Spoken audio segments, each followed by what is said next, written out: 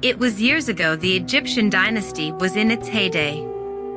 It was around 2500 BC. The Cheops Pyramid, the most beautiful piece of architecture ever seen, was being built. Thousands of Israeli slaves were worked in the most difficult conditions in the construction of the pyramid. The reason the Egyptian dynasty became so strong was the slave system. While the Egyptian people were prosperous in every sense, the slaves were not much different from the animals. The Jews prayed God would send the Savior He had promised them.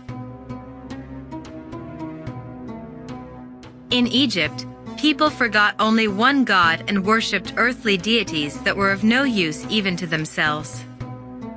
During these nightmarish years for the Israelites in Egypt, a child was born.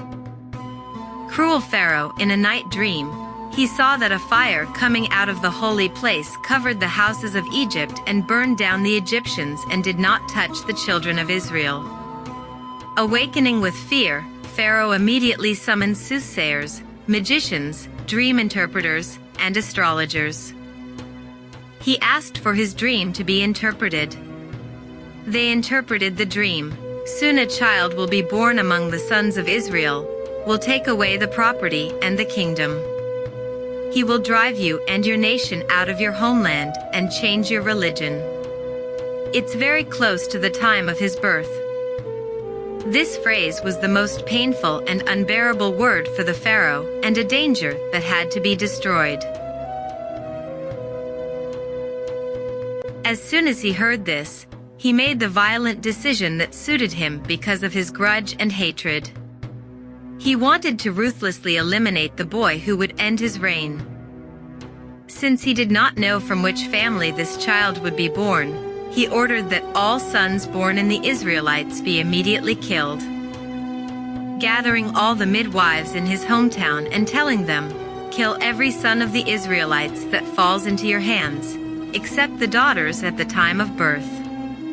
He said, and appointed chiefs to their heads and ensured that the order was carried out. The Israelites, hearing from their elders, knew that a person among them would grow up, save them from the oppression of the Pharaoh and the Copts, and that this person would take them to the land of Canaan, the original home of their grandfathers. Pharaoh, he ordered that surgical instruments such as sharp knives be made from reeds. The pregnant women of the Israelites were forced to lie down, their bellies were split open with these tools, and their children would fall between their feet. This great torment was done to those whose birth time was coming, and the boys were killed at that moment. Just as the children of the Israelites were killed in this way, those of the adult men who could not stand it and opposed it were also killed. Thereupon, the head of the Copts applied to the Pharaoh and said, "You are killing the children of the Israelites." Meanwhile, adults are also being killed. If it continues like this, our job will be very difficult. The hard and arduous works will be left to us, he expressed his concerns. Pharaoh reluctantly ordered that the sons of Israel be killed for 1 year and not to be killed in the second year. Thus, every boy born 1 year apart would be killed.